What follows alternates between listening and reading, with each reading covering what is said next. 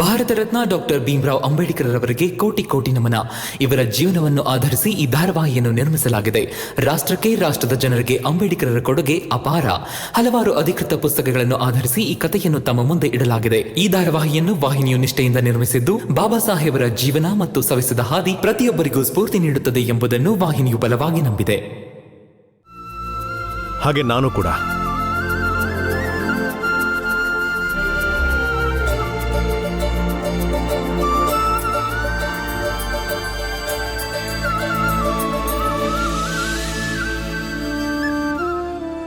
ಒಬ್ರಿಗೋಸ್ಕರ ಅಡ್ಗೆ ಮಾಡೋದಕ್ಕೆ ಇಷ್ಟೊಂದು ಜನರ ಅವಶ್ಯಕತೆ ಏನಿದೆ? ರಮಾ, ಅಡ್ಗೆನ ನೀನೇ ಮಾಡು, ಆದರೆ ನಿನ್ನ ಜೊತೆ ನಾವೆಲ್ಲ ಇರ್ತೀವಿ. ನೋಡು ರಮಾ, ಇದರಿಂದ ಎರಡು ವಿಷಯ ಸ್ಪಷ್ಟ ಆಗುತ್ತೆ. ಏನಂದ್ರೆ, ನಾವೆಲ್ಲರೂ ಒಟ್ಟಿಗೆ ಇದ್ದೀವಿ, ಮುಂದೇನೂ ಹಾಗೆ ಒಟ್ಟಿಗೆ ಇರ್ತೀವಿ. ಇನ್ನೊಂದೇನು ಅಂತಂದ್ರೆ, ಭೀಮನ್ಗೆ ಗೊತ್ತಾಗಬೇಕು ಅವನು ಕೆಲ್ಸಕ್ಕೆ ಹೋಗೋದನ್ನ ನಮ್ಮ ಈ ಇಡೀ ಕುಟುಂಬ ಸೇರಿ ಅವನು ಕೆಲ್ಸಕ್ಕೆ ಹೋಗೋದಕ್ಕೆ ಹೇಗೆ ಸಿದ್ಧ ಮಾಡ್ತಾ ಇದ್ದಾರೆ ಅಂತ.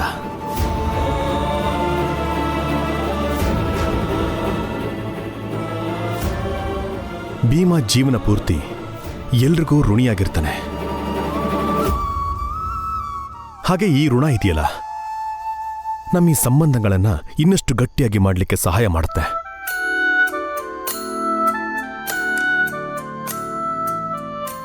ನಡಿ.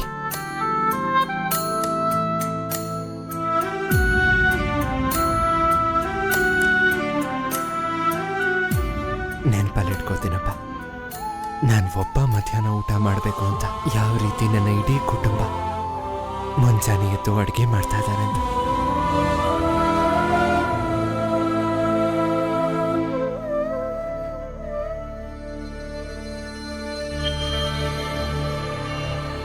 ಇಂಥ ಹೊತ್ತಲ್ಲಿ ಭೀಮಾ ಕೆಲಸ ಕಳ್ಕೋಬೇಕು, ಅಸಹಾಯಕ ವ್ಯಕ್ತಿ ಆಗ್ಬೇಕು, ನಿರುದ್ಯೋಗಿ ಆಗಿ ಒದ್ದಾಡ್ಬೇಕು. ಇವನ್ನ ನೋಡಿ ಜನ ಹಂಗಸ್ಬೇಕು. ಯಾವುದೇ ಮಕ್ಕಳಾಗಿರ್ಲಿ ಇವನ್ ಥರ ಮಾತ್ರ ಆಗ್ಬಾರ್ದು ಅಂತ. ಒಟ್ನಲ್ಲಿ ಭೀಮನ್ ಸಾಧನೆ ಶೂನ್ಯ ಆಗ್ಬೇಕು.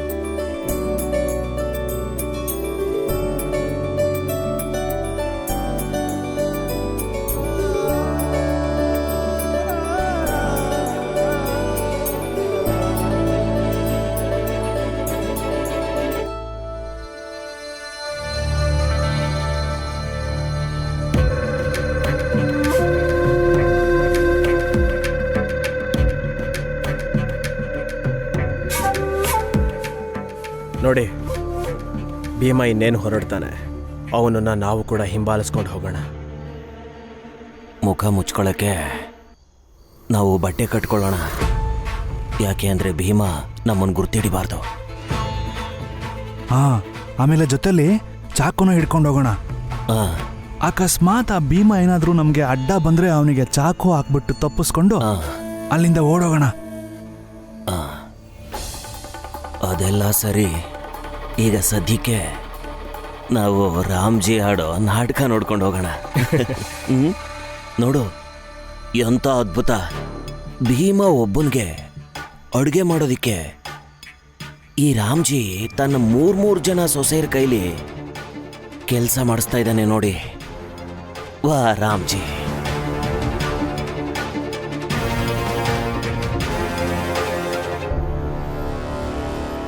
ಇದನ್ನೇ ನೋಟ ಅನ್ನೋದು, ದೃಷ್ಟಿಕೋನ ಅನ್ನೋದು. ಅರ್ಥ ಮಾಡ್ಕೊಳ್ಳಿ. ಒಬ್ಬನ್ ಏಳ್ಗೆಗೋಸ್ಕರ ಎಲ್ರೂ ಒಟ್ಟಾಗಿ ಸೇರಿ ಕೆಲಸ ಮಾಡ್ತಿದ್ದಾರೆ. ಆದ್ರೆ ಇಂಥದೆಲ್ಲ ನಿನಗ ಅರ್ಥ ಆಗಲ್ಲ. ಯಾಕಂದ್ರೆ ಕಂಡೋರೇಳ್ಗೆ ಇರ್ಲಿ, ನಿನ್ನೆ ನೀನ್ ಉದ್ಧಾರ ಆಗೋದಿಕ್ಕೂ ನೀನ್ ಕಷ್ಟಪಡ್ತಿಲ್ಲ. ಕಟ್ಕೊಂಡ್ ಹೆಂಡತಿ ಕಷ್ಟಪಟ್ಟು ದುಡ್ದು ಮುಂದೆ ಬಂದ್ರೇನೆ ಹೊಟ್ಟೆ ಕಿಚ್ಚಲ್ ಒದ್ದಾಡ್ತೀಯ. ಹೆಂಡತಿನ ಕುಗ್ಸೋದಿಕ್ಕೆ ಪ್ರಯತ್ನ. ಏಯ್ ಸರ್ಸಮ್ಮ, ಇದನ್ನೆಲ್ಲ ಹೇಳೋದಕ್ಕೆ ಸಮಯನ ಇದು? ಅವಕಾಶ ಸಿಕ್ಕಿದ್ರೆ ಸಾಕು, ಬಾಯಿಗೆ ಬಂದಂಗೆ ಏನಾದರೂ ಒಂದು ಹೇಳಿ ಮಂಚ ಹಿಂಗ್ ನೀನು ಅವಮಾನ ಮಾಡ್ತಾನೆ ಇರ್ತೀಯ. ನಂಜುಂಡಣ್ಣ, ನಿನ್ ಸ್ನೇಹಿತ ಅಲ್ವಾ? ಮೊದ್ಲು ಸ್ನೇಹಿತನ್ ಥರ ಇರಿ. ಅವನಿಗೆ ನಾನ್ಯಾಕೆ ಅವಮಾನ ಮಾಡ್ಲಿ? ಅವನೇ ಒಂದಲ್ಲ ಒಂದ್ ಎಡ್ವರ್ಟ್ ಮಾಡ್ಕೊಂಡು ನಮ್ಗೆ ಅವಮಾನ ಮಾಡ್ತಾನೆ ಅಲ್ವೇನಪ್ಪ? ಏಯ್, ನಾನೇನೇ ಮಾಡ್ದೆ ಈಗ? ಏನ್ ಮಾಡಿದ್ಯಾ ಮಂಚಯ್ಯ? ಬೆಳಗ್ಗೆ ಕಣ್ ಬಿಡೋ ಹೊತ್ಗೆ ನೀನು ಮನೇಲೇ ಇರ್ಲಿಲ್ಲ. ಯಾವ್ದೇ ಹೆಂಡತಿಗೆ ಕಟ್ಕೊಂಡ್ ಗಂಡ ಮನೆಯಲ್ಲಿ ಕಾಣಿಸ್ತಿಲ್ಲ ಅಂತಂದ್ರೆ ಭಯ ಆಗದೆ ಇರುತ್ತಾ? ಅಷ್ಟೇ ಅಲ್ದೆ ಮಂಚಯ್ಯನಂತ ಗಂಡನ ಕಟ್ಕೊಂಡ್ಮೇಲೆ ಭಯ ಇಲ್ದಲೆ ಬದುಕೋಕೆ ಸಾಧ್ಯನಾ? ಯಾರಿಗ್ ಗೊತ್ತು ಎಲ್ ಹೋಗಿ ಏನ್ ಮಾಡ್ತಾನೋ. ಈಗ ನೋಡಾಯ್ತಲ್ಲ, ನಾನು ಇಲ್ಲೇ ಇದ್ದೀನಲ್ಲ, ಇನ್ನೂ ಗಟ್ಮುಟ್ಟಾಗೆ ಇದ್ದೀನಿ, ಇನ್ನೂ ಏನೂ ಮಾಡಿಲ್ಲ. ಈಗ ಹೊರಡು ನೀನು, ನನಗೆ ನಿದ್ದೆ ಬರ್ತಾ ಇಲ್ಲ, ಹೋಗು. ನಂಗೂ ನಿದ್ದೆ ಬರ್ತಿಲ್ಲ. ರಮಂಗೆ ಸಹಾಯ ಮಾಡಕ್ ಹೋಗ್ತೀನಿ.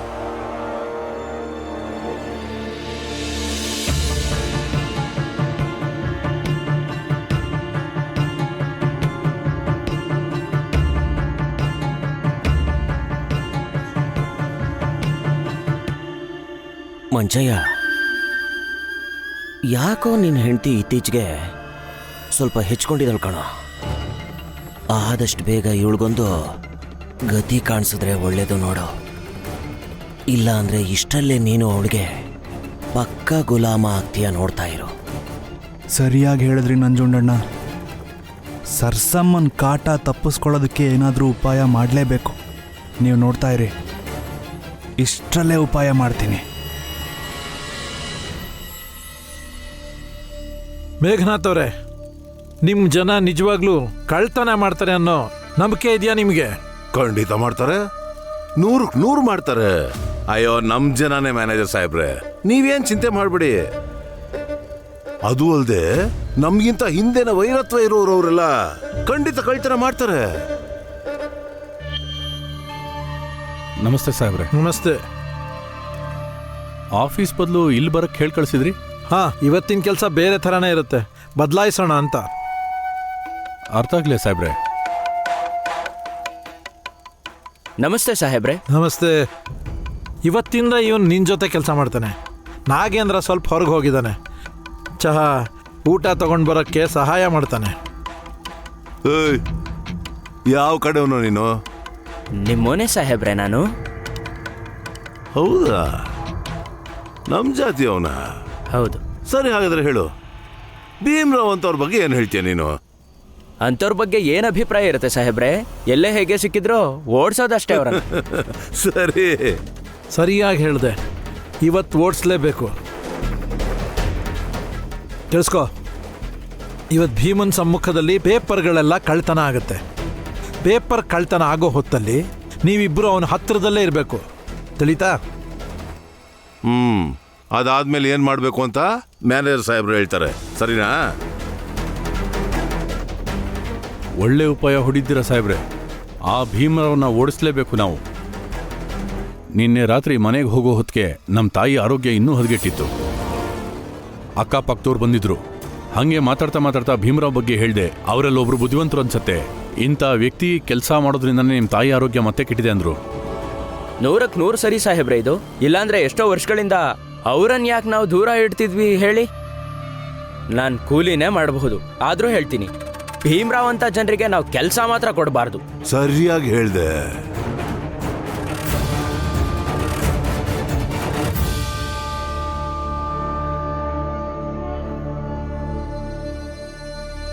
ಸರಿನಾ ಆನಂದ? ಇದು ಮನೆಯವರೆಲ್ಲ ಭೀಮ್ಗೋಸ್ಕರ ಅಡುಗೆ ಮಾಡೋದಕ್ಕೆ ಸಿದ್ಧರಾಗಿದ್ದಾರೆ, ಹೊರಗೆ ಕೂತಿದ್ದಾರೆ. ಅದೇ ನನಗೆ ಮನೆಯವರೆಲ್ಲ ಸೇರಿ ನನಗೆ ಬುದ್ಧಿ ಹೇಳಕ್ ಬರ್ತಾರೆ.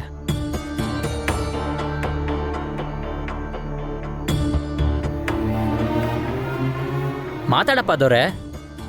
ಇವನೇನ್ ಮಾತಾಡ್ತಾನೆ? ತಗೊಳ್ಳಿ, ಚಹಾ ಕೊಡಿರಿ. ಮನೆಯವರೆಲ್ಲ ಹೊರಗೆ ಹೋಗಿದ್ದಾರೆ, ಮನೇಲಿ ಯಾರೂ ಇಲ್ಲ. ನಂಗೂ ಸುಸ್ತಾಗಿತ್ತು, ಅದಕ್ಕೆ ಎಲ್ರಿಗೂ ಸೇರಿ ಚಹಾ ಮಾಡಿದೆ. ತಗೋ ತಗೋ ತಗೋ ತಗೋ.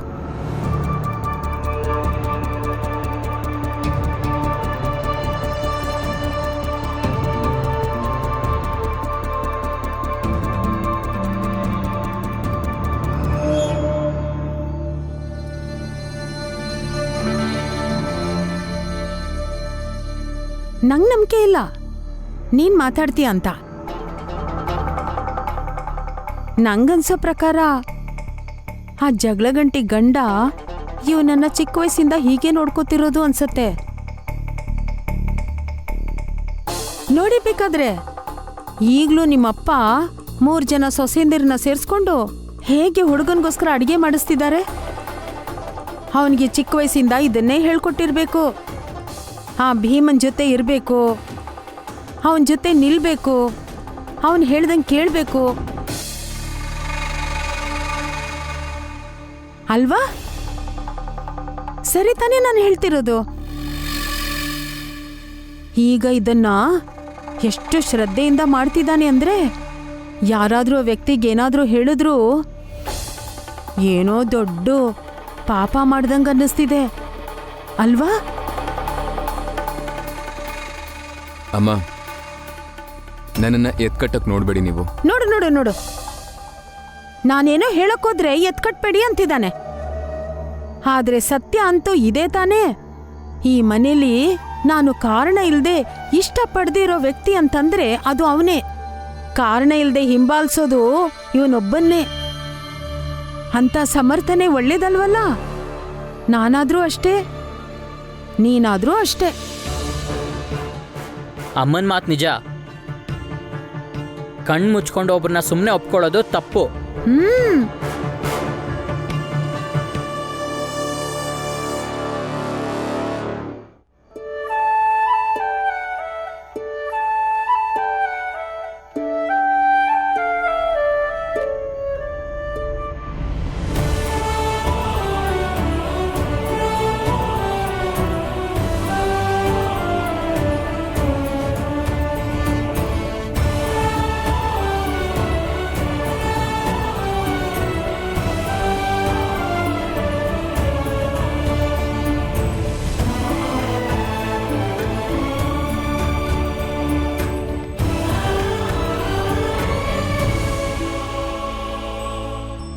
ತಗೊಳ್ಳಿ, ಹೋಗ್ ಬನ್ನಿ. ಎಲ್ರಿಗೂ ಧನ್ಯವಾದ.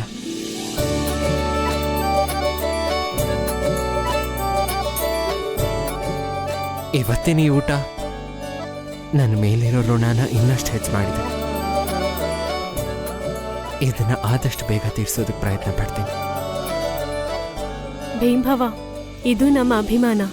ಅದಕ್ಕೆ ಎಲ್ಲಿ ಪ್ರೀತಿ ಅಭಿಮಾನ ಇರುತ್ತೋ ಅಲ್ಲಿ ಋಣದ ಭಾರ ಇನ್ನೂ ಹೆಚ್ಚಿರುತ್ತಂತೆ.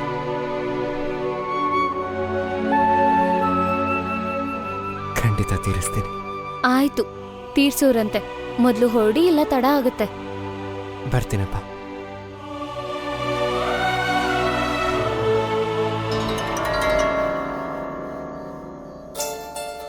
ಮಂಚಯ್ಯ, ಈಗ ನಾವು ಹೊರಡೋ ಸಮಯ ಬಂತು ನೋಡೋ.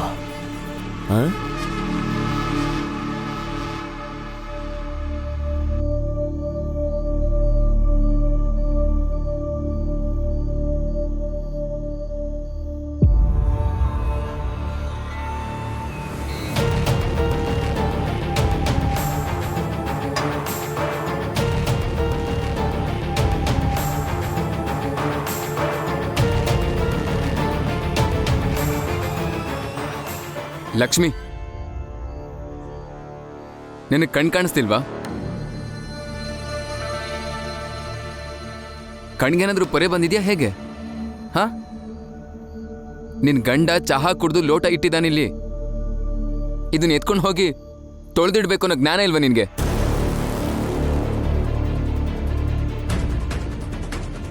ಯಾಕೆ ಹೀಗೆ ಮಾತಾಡ್ತಿದ್ದೀರಾ? ಸರಿಯಾಗೆ ಮಾತಾಡ್ತಾ ಇದ್ದೀನಿ ನಾನು. ಹೇಳು, ನಿನ್ ಕಣ್ಗೇನಾದ್ರೂ ಪೊರೆ ಬೆಳ್ಕೊಂಡಿದ್ಯಾ? ಭೀಮನ್ ಸಮಸ್ಯೆ ಮಾತ್ರ ಗೊತ್ತಾಗುತ್ತೆ, ಬೇರೆ ಯಾರ್ದು ಗೊತ್ತಾಗಲ್ವಾ ನಿನ್ಗೆ?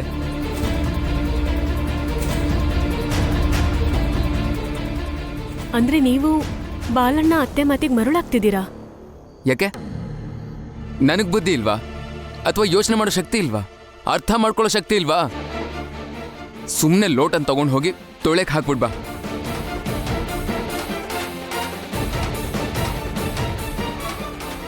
ನಿನಗೆ ಹೇಳ್ತಾ ಇರೋದು. ನಾನ್ ತೊಳೆಯಕ್ ಹಾಕಲ್ಲ ಈ ಲೋಟನ. ಮೊದಲು ನಿಮ್ಮೆಲ್ಲ ಕೆಲಸನೂ ನಾನೇ ಮಾಡ್ತಿದ್ದೆ. ಆದ್ರೆ ಇವತ್ತು ನಿಮ್ಮ ಉದ್ದೇಶ ಬೇರೆ ಇದೆ.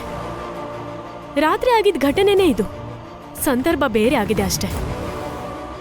ರಾತ್ರಿ ಬಾಲಣ್ಣ ಗಂಡು ಅನ್ನೋ ಅಹಂಕಾರದಲ್ಲಿ ಕರುಣ ಅತ್ತಿಗೆ ಹತ್ರ ಕಾಲ್ ಒತ್ತಿಸ್ಕೊಂಡ್ರು. ಅದೇ ಗಂಡಸು ಅನ್ನೋ ಅಹಂನಲ್ಲಿ ನೀವು ನನ್ನ ಹತ್ರ ಲೋಟ ಎತ್ತು ಅಂತಿದ್ದೀರಾ.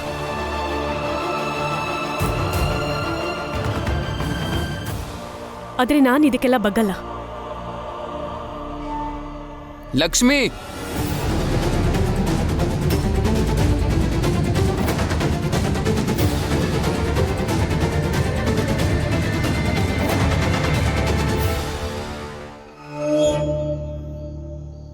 ನೋಡಿದ್ಯಾ ಹೇಗೆ ಹೊರಟೋದ್ಲು ಅವಳು? ಮೊದಲನೇದಾಗಿ ಲೋಟ ತೊಳೆಯಕ್ ಹಾಕಿಲ್ಲ. ಎರಡನೇದಾಗಿ ಎಲ್ಲಿಗೆ ಹೋದ್ಲು ಅವಳು? ಹೊರಗೆ. ಕೋಪ ಬಂದ್ರೆ ಒಳಗ್ ಹೋಗ್ಬೇಕಿತ್ತು ಅವಳು, ಆದ್ರೆ ಹೋಗಿಲ್ಲ, ಆಚೆ ಹೋದ್ಲು. ಹೊರಗ್ ಹೋಗಿ ನಿನ್ ಮೇಲೆ ದೂರ ಹೇಳ್ತಾಳೆ. ಆ ಜಗಳಗಂಟಿ ಹೆಂಗ್ ಸತ್ರ ಚಾಡಿ ಹೇಳ್ತಾಳೆ. ಸತ್ಯ ಇಷ್ಟೇ ತಿಳ್ಕೋ. ಆ ಜಗಳಗಂಟಿ ಹೆಂಗ್ಸು ಮತ್ತವಳು ಗಂಡ ಇಬ್ರು ಸೇರಿ ಈ ಮನೇನ, ಈ ವಠಾರನ, ಈ ಸಮಾಜನ ತೊಂದರೆ ಲೋಕಿಲ್ಲ ಅಂದ್ರೆ ಕೇಳು. ಅವರಿಬ್ಬರಿಗೆ ಯಾವ ತೊಂದರೆನೂ ಆಗಲ್ಲ, ನೋಡ್ತಿರು. ನಿನ್ ತಲೆಗೇನಾದ್ರೂ ಹೋಗ್ತಿದ್ಯಾ?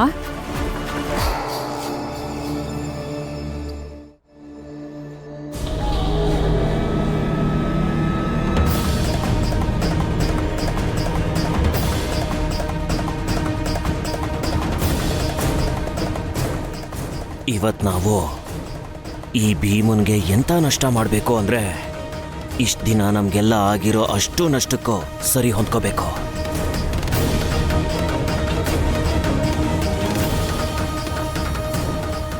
ನಿಧಾನವಾಗಿ ಹೋಗಿ, ಇಲ್ಲ ಅಂದ್ರೆ ನಾವೇನಾದ್ರೂ ತುಂಬಾ ಹತ್ರ ಹೋದ್ರೆ ಗೊತ್ತಾಗ್ಬಿಡುತ್ತೆ ಆಮೇಲೆ. ಇಲ್ಲ ಅಂದ್ರೆ ಲೆಕ್ಕ ಚುಪ್ತ ಮಾಡೋದಾದ್ರೂ ಹೇಗೆ? ನಾವು ಲೆಕ್ಕ ಚುಪ್ತ ಆಗ್ಲೇಬೇಕು. ಪ್ರತಿ ಸಂಬಂಧಕ್ಕೂ, ಅದು ತಮ್ಮಂದೇ ಆಗಿರ್ಲಿ ಅಥವಾ ಹೆಂಡ್ತಿದೆ ಆಗಿರ್ಲಿ.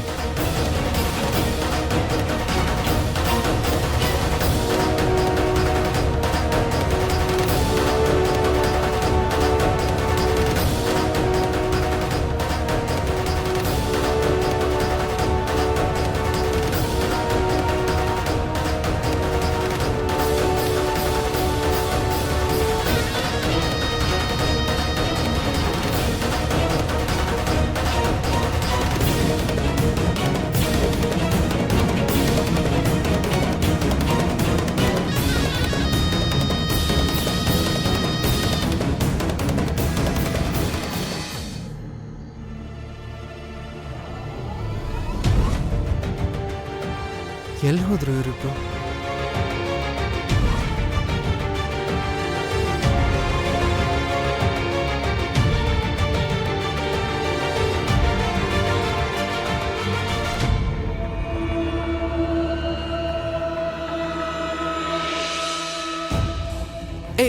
ಯಾರು ನೀವೆಲ್ಲ? ಒಳಗೆ ಯಾಕೆ ಬಂದ್ರಿ? ಏನ್ ಮಾಡ್ತಿದ್ದೀರಾ? ಪೇಪರ್ ತಗೊಳ್ಳಿ. ಪೇಪರ್ ಬಿಡಿ, ಬಿಡಿ. ಪೇಪರ್ ಬಂದ್ರೆ ಸರಿ ಇರಲ್ಲ.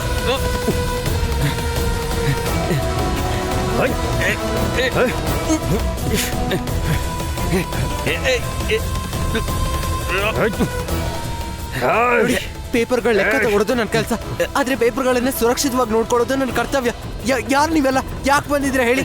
ಬಿಡಿ, ಬಿಡಿ ನನ್ನ, ಬಿಡಿ ನನ್ನ. ಚಾಕು ತೆಗಿ. ನಾವ್ ಯಾರು ಅಂತ ಹೇಳಿ ಹೋಗೋಣ. ನೋಡಿ, ಅದನ್ನ ಮುಟ್ಬೇಡಿ, ಅದನ್ನ ಮುಟ್ಬೇಡಿ.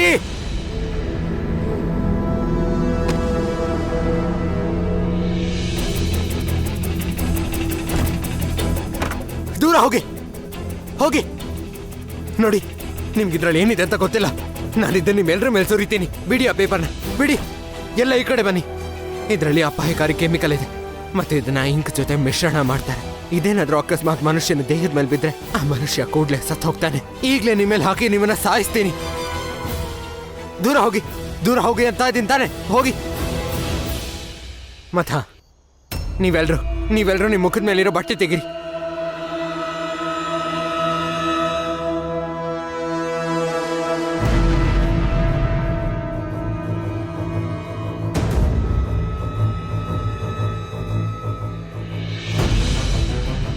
ಬಾಗ್ಲಂತೂ ಇನ್ನೂ ಮುಚ್ಚಿದೆ, ಒಳಗೆ ಏನ್ ನಡೀತಿದೆಯೋ ಗೊತ್ತಾಗ್ತಿಲ್ಲ. ಮ್ಯಾನೇಜರ್ ಸಾಹೇಬ್ರೆ, ಏನೇ ಆದ್ರೂ ನಮ್ಗೆ ಒಳ್ಳೇದೇ ಆಗೋದು. ಒಳಗಡೆ 4 ಜನ ಇದ್ದಾರೆ. ನಂಜುಂಡ, ರಘು, ಜನಾರ್ದನ್, ಮಂಚಯ್ಯ, ಆ ಭೀಮ್ರಾವ್ ಒಬ್ನೇ ಇರೋದು. 4 ಜನ ಸುಲಭವಾಗಿ ಭೀಮ್ರಾವ್ ಮಣ್ಣು ಮುಕ್ಕಿಸ್ತಾರೆ. ಇವತ್ತು ನಮ್ಮ ಮನ್ಸಿನ ಆಸೆ ಖಂಡಿತ ನೆರವೇರುತ್ತೆ. ಸ್ವಲ್ಪ ತಾಳ್ಮೆಯಿಂದ ಇರ್ಬೇಕಷ್ಟೇ. ಬಾಗಿಲು ತೆಗೆದ ತಕ್ಷಣ ನಮಗ್ ಶುಭ ಸಮಾಚಾರನೇ ಅನ್ಕೊಳ್ಳಿ. ನನ್ನ ಹತ್ರ ಇಡೀ ದಿನ ಎಲ್ಲ ನಿಮಗೋಸ್ಕರ ಕಾಯ್ಕೊಂಡು ಕೂರೋದಕ್ಕೆ. ಬೇಗ ಬಟ್ಟೆ ತೆಗೆದು ತೋರಿಸಿ ನಿಮ್ಮ ಮುಖಾನ.